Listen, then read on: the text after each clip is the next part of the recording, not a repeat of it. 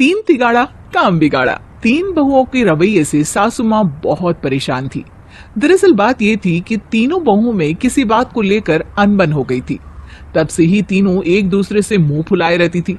ना कोई सीधे मुंह किसी से बात करती, ना किसी का कहना मानती। पड़ोसी भी इस बात को जानते थे और जाने कैसे कैसे बातें भी करते। इसीलिए सासू माँ ने तीनों बहुओं को तुरंत अपने कमरे में बुलाया। मैं कई दिनों से देख रही हूँ, तुम तीनों अलग अलग सारे काम कर रही हो। ये सब नहीं चलेगा, तीनों को मिलकर ही काम करना पड़ेगा। सास की बात सुनकर एकदम से बड़ी बहू बोल उठती है। नहीं मम्मी जी, मैं इन दोनों के साथ कुछ नहीं कर सकती। मैं इस घर की बड़ी बहू हूँ, फिर भी ये मेरा कहना बिल्कुल भी नहीं मानती। अरे जेठानी जी, जानबूझकर मुझे डबल काम करवाती है आप, और छोटी मुझसे टेढ़े मुंह ही बात करती है। इन दोनों के बीच हमेशा सैंडविच बन जाती है मेरी, और मैं हमेशा आलू की तरह बीच में मसली जाती हूँ।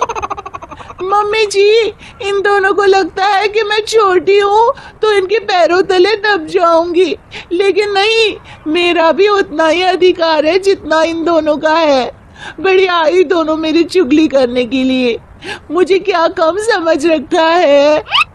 तीनों बहू एक दूसरे से बहस करने लगती है और सास दोबारा ये देखकर टेंशन में आ जाती है और सबसे कहती है, चुप हो जाओ, अब से तुम तीनों सारे काम एक साथ करोगी, आंख बंद करके एक दूसरे की बात सुनोगी। तुम तीनों इस बात को गांठ बांध लो, वरना अगली छुट्टियों में तुम्हारा अपना मायके जाना कैंसिल। सास की बातें सुनकर डर के मारे तीनों हामी भर देती हैं। जी मम्मी जी, मैं समझ गई। हाँ मम्मी जी, जैसा आप कहें। आप जो कहेंगे मैं वही करूंगी। तीनों बहू सास की बात को गांठ बांध लेती है और वादा करती है कि अब से सारे काम वो तीनों एक साथ मिलकर ही करेंगी। ये सब देखकर सास खुश हो जाती है और वहां से चली जाती है। नीचे जाकर वो देखती है कि घर में शर्मा जी आए हुए होते हैं। सास जोर से आवाज लगाकर कहती है, अरे बहू, जरा चाय बनाकर तो लाना, शर्मा जी आए हैं। सास की बात सुनकर तीनों बहू तुरंत किचन की ओर भागती है और चाय बनाना शुरू कर देती है। मुझे तो एकदम मसाले वाली कड़क चाय पसंद है, तो हम शर्मा जी के लिए मसाले वाली चाय ही बनाएंगे। अरे नहीं दीदी, गर्मी के मौसम में मसाला चाय कौन पीता है?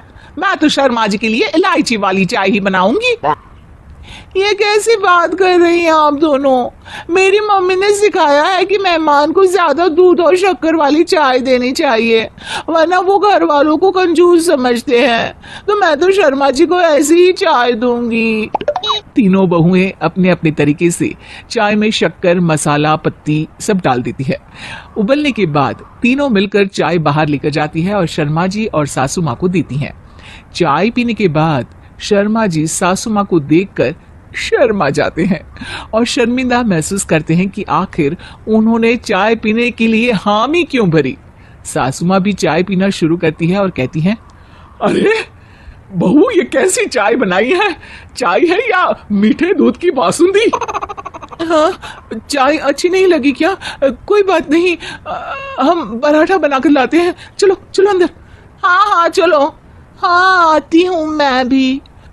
नहीं नहीं, मेरा पेट चाय नहीं चौपट कर दिया, वही काफी है। पराठे से पोपट नहीं करवाना, मैं तो चलता हूँ। शर्मा जी चुपचाप पतली गली से निकल जाते हैं। अगले दिन सास बहुओं से कहती है, अरे बहू, जाओ जाके ऊपर के गेस्ट हाउस की सफाई कर दो। कल हमारे यहाँ मेरे दूर के रिश्तेदार आने वाले हैं, तो पूरे कमरे को चमका देना, समझी?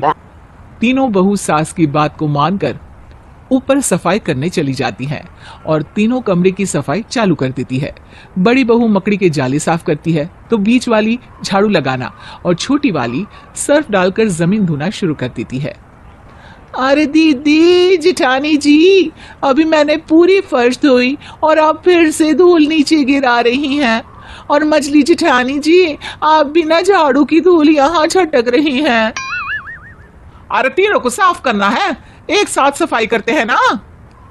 अरे वही तो, हम साथ साथ हैं, घर साफ साफ है।